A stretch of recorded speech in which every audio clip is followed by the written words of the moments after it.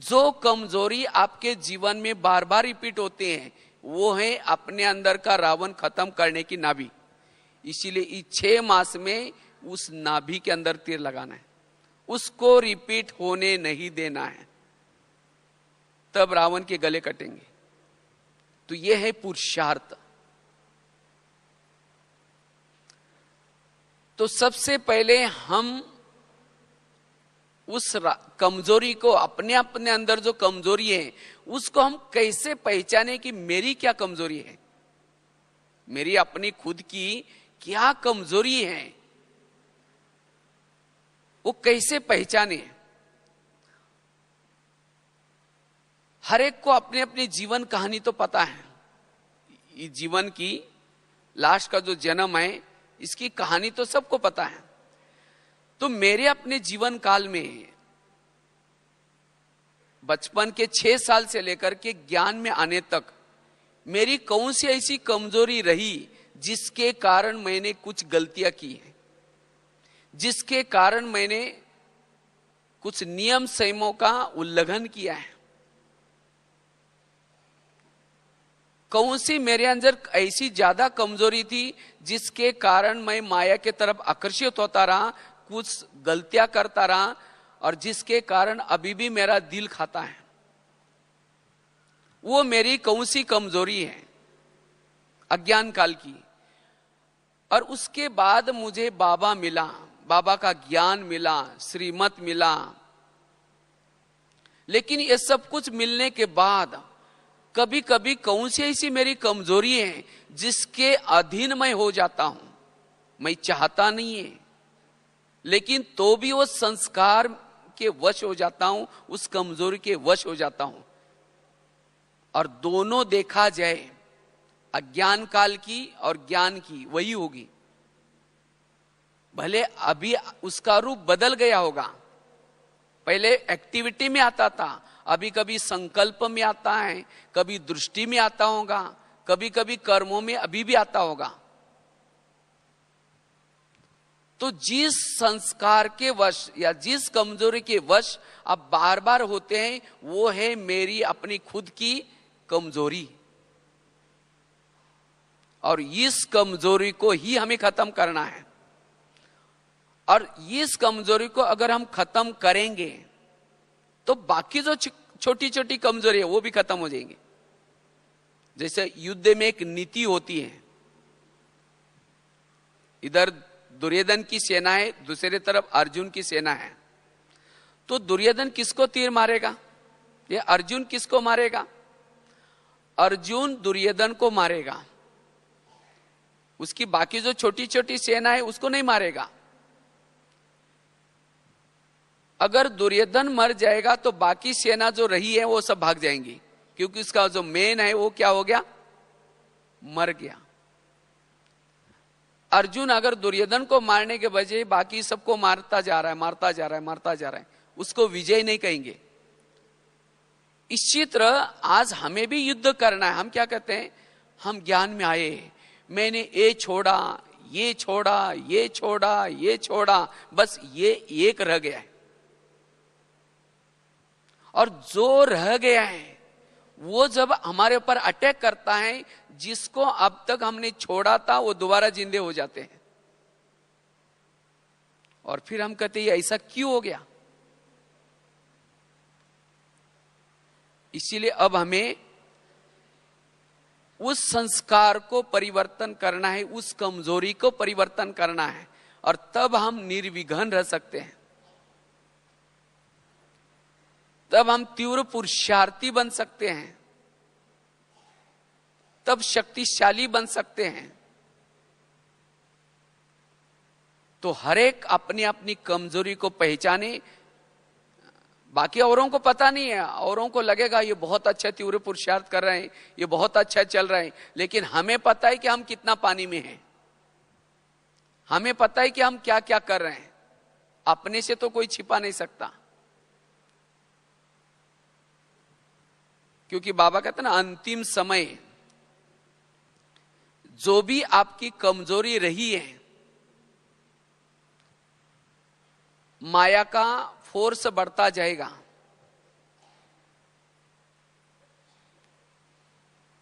कईयों को लगता है वो कमजोरी तो विनाश के समय पूरी हो जाएगी, लेकिन ऐसी कोई बात नहीं है। विनाश के समय अनेक आत्माएं शरीर छोड़ेंगे और जब वो आत्माएं परमधाम में तो नहीं जाएंगे, भटकती रहेंगी, लेकिन जो इस धरती पर आत्माएं हैं, जिस संस्कार, जो आत्माएं जो शरीर छोड़े हैं, जिनके जो संस्कार हैं, ऐसे संस्कार वालों के आत्मा के अंदर प्रवेश करेगी, शरीर में प्रवेश करेगी और अपनी इच्छाएं पूर्ण करेंगी। और उस समय हमें पश्चाताप होगा, अरे ये क्या हो रहा है, मुझे ये कमजोरी कंट्रोल नहीं हो रहे हैं। क्यों? क्योंकि और आत्मा आपके अंदर प्रवेश करके वो गलत काम कर रहे हैं। इसीलिए बाबा कहते, बच्चे हमारे अंदर जो भी संस्कारों के अंश हैं, उस अंश के वंश को भी खत्म करना है। इसीलिए अब हमें इस 6 मास में बाबा ने इशारा किया है उस कमजोरी को खत्म करने का, और तब हमारी खुशी सदा बनी रहेगी। क्योंकि वो कमजोरी हमारी खुशी को लेके जाता है, हमारे की हुई कमाई को लेके जाता है। इसीलिए उसको परिवर्तन करना है। तो उस कमजोरी को हम कैसे परिवर्तन करें, उसके लिए हम क्या क्या पुरुषार्थ करें, उसके ऊपर थोड़ी चर्चा करते हैं।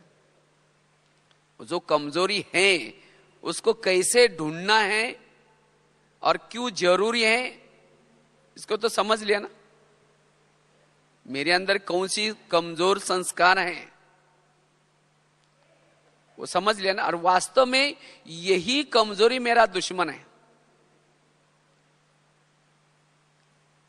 और वो जब कमजोरी की बातें जब सामने आते हैं, हम हार जाते हैं।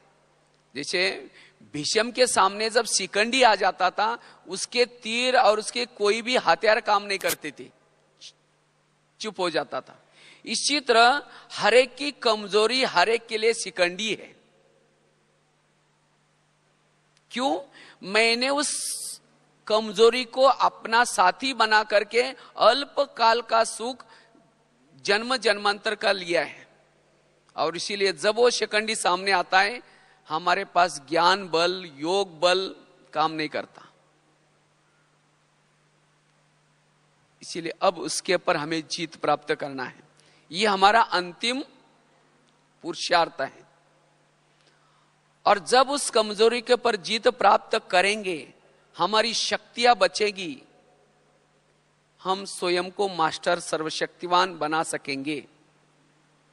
कर्मातीत बनने के लिए यह बहुत बड़ा रोड़ा है। तो ऐसे कमजोरी को हम कैसे परिवर्तन करें, उसके लिए सबसे पहली युक्ति है, जब हम अमृत वेला करते हैं तो अमृत वेले के समय अगर उस कमजोरी की कुछ संकल्प चलते हैं, अगर उस कमजोरी की कुछ बातें आती हैं, तो बाबा को सच्चे दिल से सुनाओ। जैसे कोई डॉक्टर होता है और जब अपने वार्ड में चेकिंग करने के लिए जाता है, हॉस्पिटल में जाता है, तो जिस हर वार्ड में डॉक्टर का चेकिंग करने का समय अलग अलग होता है। और उसी समय पेशेंट क्या करते हैं, उठ करके अपनी अपनी जो भी उनकी बीमारी है वो सुनाते हैं। डॉक्टर साहब मुझे ऐसा हुआ, ये हुआ। तो डॉक्टर उसकी क्या करता है, दवाई देता है। तो इसी तरह ये दुनिया भी बहुत बड़ा एक हॉस्पिटल है। और इसी हॉस्पिटल में भी अलग अलग वार्ड बने हैं, America ward, Africa ward, Asia ward, अलग अलग वार्ड हैं। और हम कौन से वार्ड में रहते हैं? एशिया वार्ड में रहते हैं। और डॉक्टर का, बाबा का आने का समय है, शिव बाबा हमारा डॉक्टर हैं, और उसका आने का टाइम इस वार्ड में सवेरे 2 बजे से लेकर के 5 बजे तक चक्कर लगाता है। तो उसी समय हमें भी उठ करके क्या करनी है, अपनी बीमारी बतानी है।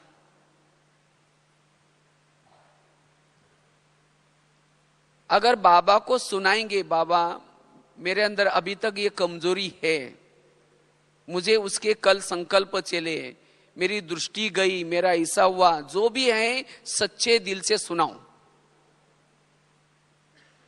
अगर बाबा को सुनाएंगे, जैसे डॉक्टर पूछता है ना, अच्छा और क्या हुआ, फिर और क्या हुआ, लिख करके लेता है और उसकी टैबलेट्स, उस पेशेंट की दवाई किसी कंपाउंडर के द्वारा भेज देता है या खुद आकर के वह दवाई देगा। तो इसी तरह अगर उस कमजोरी की बातें बाबा को सुनाएंगे, उसकी दवाई आपको मुरली के माध्यम से मिलेगी या कोई ना कोई कंपाउंडर के रूप में निमित्त बनकर के कोई आत्मा आकर के आपको सुनाएंगी जरूर। चाहे मधुवन से कोई आएगा, चाहे ना वहां की आपकी निमित्त बहन, वो आपकी जो कमजोरी है उसके पॉइंट्स आपको मिलेंगे, बाबा किसी के द्वारा देगा या टचिंग के द्वारा मिलेगा, उसकी दवाई मिलेगी अगर बाबा को सुनाएंगे तब। लेकिन कईयों को लगता है बाबा को सुनाने की क्या जरूरत है, जब बाबा को पता है कि मैं इस कमजोरी के वश में हूं तो सुनाने की क्या जरूरत है। कई क्वेश्चन करते हैं। समझो डॉक्टर तो पेशेंट के बारे में स्टडी किए हैं, वो जानता है किसको क्या क्या बीमारियां होती हैं, लेकिन जब भी कोई पेशेंट डॉक्टर के पास आता है तो डॉक्टर उसको पूछता है आपको क्या तकलीफ है, क्या हुआ। उस समय पेशेंट थोड़ी बोलता आपको पता नहीं मेरे को क्या हुआ, आप चेक करो ना। जब डॉक्टर को पता है, स्टडी किया है, तो भी पेशेंट को क्या करना होता है, बोलना पड़ता है। इसी तरह भले बाबा भगवान है, बाबा जानता है, तो भी पेशेंट के मुख से जब सुनता है तब बाबा की मदद मिलती है। इसीलिए हमें बाबा को सुनाना है। अगर कोई उस संस्कार की हमें कोई तकलीफ नहीं, कोई परेशानी नहीं है, तो भी बाबा को, बाबा मैं एकदम ओके हूं, मुझे कोई तकलीफ नहीं, आपने इतना मुझे खजाना दिया, मुझे इतना सुख मिल रहा है, आपका बहुत बहुत शुक्रिया, आपकी दवाई का बहुत अच्छा असर पड़ गया, तो कहेगा मेरा पेशेंट बहुत अच्छा है। इसीलिए ये युक्ति हमें अपना करके उस कमजोरी के लिए बाबा से ताकत लेनी है, बल लेना है। बाबा आपको इसके लिए सकाश भी देगा। इसीलिए अमृत वेला ये सभी अगर कमजोरी को खत्म करना चाहते हैं, समाप्त करना चाहते हैं, तो ये प्रयोग जरूर करना। दूसरा प्रयोग है श्रीमत का पालन। वो कमजोरी हमारे जीवन में क्यों आती है, जब हम कई श्रीमत का उल्लंघन करते हैं। चार पांच दिन पहले आप लोगों ने सुना होगा, बाबा ने कहा कि माया मेरी कौन है, बेटी है।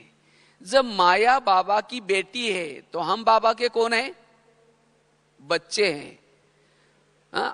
हम बाबा के बच्चे हैं, तो माया और हमारा रिश्ता क्या हो गया, फिर भाई बहन हो गया। तो बहन आखिर भाई को थप्पड़ मारने के लिए क्यों आती है, क्योंकि जब भाई बाप का कहना नहीं मानता, कोई श्रीमत का उल्लंघन करता है, तो माया बहन आकर के थप्पड़ मारते हैं और कहते हैं भैया संगम युग चल रहा है, ये तुम क्या कर रहे हो। इसीलिए माया बहन आते हैं। अगर आप श्रीमत प्रमाण चलो, रोज अमृत वेला उठो, मुरली सुनो, खान पान का नियम ठीक रखो, तो माया बहन कभी थप्पड़ मारेगी आपको, वो कमजोरी कभी भी आपके पास नहीं आएंगी। तो वास्तव में कमजोरी क्यों आते हैं, उसका मूल कारण है हम श्रीमत का उल्लंघन करते हैं। इसीलिए चाहे कुछ भी हो जाए, हमें अपने नियमों में पक्का रहना है। और जो नियमों में पक्का है, कभी भी अमृत वेले के लिए, मुरली सुनने के लिए, शाम नुमा शाम के लिए, जो भी खान पान के लिए आलस अलबेलापन नहीं करता, नियम पर पक्का रहता है, माया बहन कभी भी नहीं आएंगी। अगर कभी आ भी जाते हैं, कभी थप्पड़ मार भी जाते हैं, उसी दिन माया बहन के सामने हाथ सामने करके प्रतिज्ञा करो और कहो कि माया बहन मेरे से गलती हो गई, मैंने इस नियम का उल्लंघन किया, आज से मैं प्रतिज्ञा करता हूं कभी भी इस नियम का दोबारा उल्लंघन नहीं होगा।